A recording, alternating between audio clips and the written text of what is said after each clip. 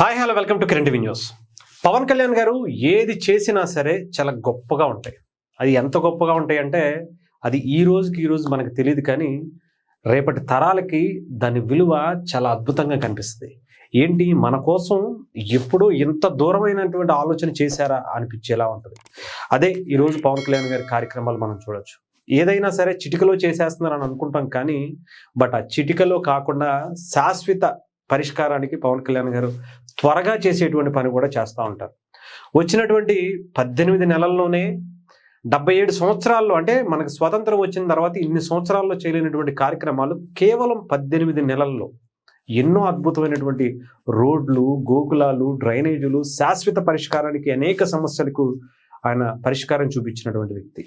అలాగే దాంట్లో భాగంగానే ఒక గొప్ప పని అని చెప్పి మనం గతంలో మాట్లాడుకున్నాం. నిజంగా కనుక ఈ పని జరిగిందా మీరు ఊహించరు. దీని తాలూకా దాని తర్వాత దాని విలువ ఎంత గొప్పగా ఉంటుందంటే మాటల్లో చెప్పలేము. అసలు నిజంగా అంత గొప్పగా ఉంటుంది. రేపటి తరానికి అది ఒక ఆయువు పట్టుగా ఉంటుంది. అందులో దాని గురించి గతంలో కూడా వీడియో చేశాను. ఇప్పుడు దాని గురించి ఒక ముందడుగు పడిందని మీకు చెప్పదలుచుకున్నాను. ఒకసారి వీడియో చూడండి. ఉగాది నుండి గ్రీన్ కవర్ 50% పచ్చదనానికి కార్యాచరణ ప్రణాళిక అమలులో శాఖలన్నింటినీ భాగస్వాములు కావాలని చెప్పి పవన్ కళ్యాణ్ గారు చెప్పారట. Green cover, great green wall ప్రాజెక్టులో దేశీయ మొక్కలకే ప్రాధాన్యం. డిప్యూటీ సీఎం పవన్ కళ్యాణ్ గారు రాష్ట్రాన్ని 50% పచ్చదనం గ్రీన్ గా నింపేటువంటి గ్రీన్ కవర్ ప్రాజెక్ట్ ని పవన్ కళ్యాణ్ గారు ముందుకు తీసుకొచ్చారు.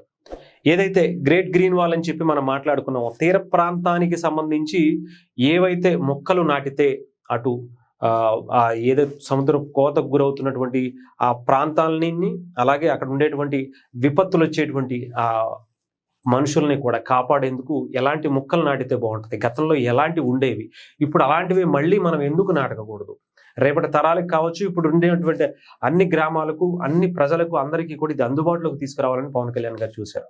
అంతేకాకుండా ఆయన అటవీ శాఖ మంత్రిగా కూడా ఉన్నారు.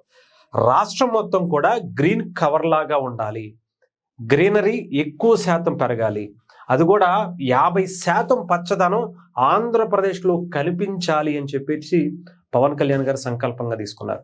అది ఈ ఉగాది నుంచి ఆయన ప్రారంభించబోతున్నట్టుగా తెలుస్తుంది. ఉగాది నాడు మనందరికీ తెలుసు, మనకి కొత్త సంవత్సరం, తెలుగు వారి అందరికీ కూడా కొత్త సంవత్సరం అప్పటి నుంచి ప్రారంభం అవుతుంది. అందుకని పవన్ కళ్యాణ్ గారు దానికి ఒక విశిష్టత ఉందని ఆ రోజు నుంచి ప్రారంభించినట్టుగా తెలుస్తుంది. దానికి సంబంధించి అన్ని శాఖలకి సంబంధించి కూడా అధికారులను, మంత్రులను కూడా దీంట్లో భాగస్వాములను చేయాలి. దాని ద్వారా ప్రతి ఒక్కరికి ఒక బాధ్యతగా దీన్ని అప్పచెప్పాలి.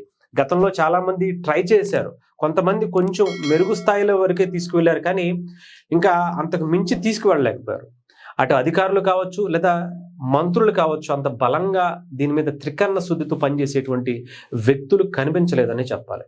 కానీ పవన్ కళ్యాణ్ గారు అక్కడ వేరుగా 77 సంవత్సరాల్లో చేయలేనటువంటి దాన్ని 17 నెలలు, 18 నెలల్లోనే చేసి పెడితే, అలాంటి వ్యక్తి చేతిలో ప్రజల కోసమే ఆయన పనిచేసేటువంటి వ్యక్తి, ప్రజల కోసమే ప్రాణాలతో మాట్లాడుతున్నటువంటి వ్యక్తి, ప్రజల కోసమే ఆ ప్రాణాలు ఇవ్వడానికి సిద్ధమైనటువంటి వ్యక్తి, అలాంటి వ్యక్తి చేతుల్లోకి అటవీ శాఖ మంత్రిగా ఆయన ఉన్నారు. ఇప్పుడు ఆ శాఖకి ఆయన వన్నె తెచ్చే విధంగా ఎన్నో గొప్ప గొప్ప పనులు చేస్తున్నారు. కుంకి ఏనుగులు తీసుకొచ్చారు. ఏ టెక్నాలజీతో ఏనుగుల్ని కావచ్చు, లేదంటే ఏదన్నా జంతువులు అటు ఊరి మీదకి వచ్చినప్పుడు దాన్ని ఎలా మనం తట్టుకోవాలి, నిలబడాలి, ఎలా అవేర్నెస్ కావాలనేవి అన్ని పవన్ కళ్యాణ్ గారు టెక్నాలజీతో ముడిపడి తీసుకున్నటువంటి కార్యక్రమాలు కూడా చూసాం.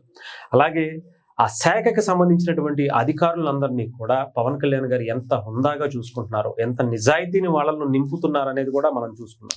అలాంటి పవన్ కళ్యాణ్ గారి శాఖకి ఈ గ్రీన్ వాల్ అనే దాన్ని ఇంకొక మచ్చు తునకని చెప్పచ్చు. నిజంగా చాలా గొప్ప ఆలోచన ఇది. ఇప్పటి వరకు ఏ రాష్ట్రం, ఏ దేశంలో ఏ రాష్ట్రం కూడా చేయలేనటువంటిది పవన్ కళ్యాణ్ గారు ఆయన భుజాల మీద తీసుకువెళ్ళి చేస్తున్నారు. ఇప్పుడు రాష్ట్రంలో 50% పచ్చదనంతో నింపేటువంటి ఈ ప్రాజెక్టుకు చంద్రబాబు నాయుడు గారి నేతృత్వంలో కూటమి ప్రభుత్వం చేస్తున్నటువంటిది 2047 నాటికి ఈ లక్ష్యాన్ని సాధించాలి అని చెప్పి పవన్ కళ్యాణ్ గారు పెట్టుకున్నారట. 32.60 లక్షల ఎకరాల్లో మొక్కలు నాటాల్సి ఉంది. ప్రస్తుతం రాష్ట్రంలో 30% మాత్రమే గ్రీనరీ ఉండగా 2030 నాటికి 37% పచ్చదనంతో నింపాలని, 4 ఏళ్లలో 7% గ్రీనరీ పెంచడానికి గాను దాదాపు 9 లక్షల హెక్టార్లో మొక్కలు నాటాలి. ఈ యజ్ఞంలో అన్ని శాఖలు తమ వంతు పాత్ర పోషించాలి. 12% మొక్కలు నాటే బాధ్యతను ఉద్యాన శాఖకు సంబంధించి స్వీకరించాలి. ప్రతి మొక్క పర్యావరణానికి రక్షణకు ఉపయోగపడేలా అడవి పర్యావరణానికి పరిరక్షణకు ఉపయోగించాలి. అడవి పరిరక్షణ శాఖ, పంచాయతీరాజ్, గ్రామీణాభివృద్ధి శాఖ, నీటిపారుదల శాఖకు సంబంధించి విద్యా పాఠశాల, అన్ని R&B సంబంధించినటువంటి అన్ని శాఖల్ని కూడా దీంట్లో ఇంక్లూడ్ చేస్తూ పవన్ కళ్యాణ్ గారు 970 ఎకరాల్లో తీర ప్రాంతంలో 40% అడవి శాఖ పరిధిలో ఉండగా మిగతా భూభాగం అంతా కూడా గ్రీన్ కవర్ చేపట్టాలని చెప్పి పవన్ కళ్యాణ్ గారు నిర్ణయించారు. చెరువులు, గట్ల పైన కూడా తప్పనిసరిగా మొక్కలు నాటాలి అని చెప్పి ఈ ప్రాజెక్టుకు నిధులు కేటాయించడంతో సీఎం చంద్రబాబు గారితో చర్చిస్తానని ఈ నెల 5వ తారీఖున సమావేశం ఆయా శాఖలకు సంబంధించి పూర్తిస్థాయి ప్రణాళికతో రావాలని చెప్పి పవన్ కళ్యాణ్ గారు దిశానిర్దేశం చేశారు. ఇది గనక నిజంగా జరిగితే గనక 2030 అంటే పెద్ద దూరం ఏం లేదు, ఇంకో కరెక్ట్గా చూసుకుంటే 4 ఏళ్ళు ఉంది. ఈ 4 ఏళ్లలో 10% పెంచడం అంటే మాటలు కాదు. నేను చెప్తున్నాను కదా, దాదాపు మీకు ఎన్ని 37%, 30% ఉంది, 37% అంటే 7% పెంచడం అంటే మాటలు కాదు. ఎన్నో ఎకరాల్లో, ఎన్నో ఎకరాల్లో దీన్ని నాటాల్సినటువంటి పరిస్థితి ఉంటుంది. పచ్చదనం అనేది ఇప్పుడు ఈ భూమండలం మొత్తానికి కావాలి. అది ఆంధ్రప్రదేశ్ నుంచే మొదలవుతుందా అంటే ఇక్కడ ఒక నిజాయితీ గల నాయకుడు ఉన్నాడు కాబట్టి ఆంధ్రప్రదేశ్లో, భారతదేశంలో ఇది ఇక్కడి నుంచే, ఆంధ్రప్రదేశ్ నుంచే మొట్టమొదటి అడుగు చేసి దీన్ని పూర్తి చేసి చూపించేటువంటి సత్తా ఉన్న నాయకుడు ఎవరన్నా ఉన్నారంటే ఈ రోజుల్లో పవన్ కళ్యాణ్ గారు. ఆయన పట్టుకున్నారంటే అది మొంకు పట్టు అవుతుంది. అది చాలా బలంగా పట్టుకుంటాడు ఆయన. అది అయ్యే వరకు దాన్ని వదిలిపెట్టరు. ఆయన సంగతి చాలా మందికి తెలుసు. ఇప్పుడు ఉన్నటువంటి రాజకీయాల్లో చూసుకున్నా మనం ఆయన గురించి చాలా క్లారిటీగా అర్థమవుతుంది. అలాంటి వ్యక్తి పట్టుకుంటే దాని తాలూకా రిజల్ట్ ఎలా ఉంటుందో ఈసారి ఆంధ్రప్రదేశ్లో మనం చూడబోతున్నాం అనుకోవచ్చు.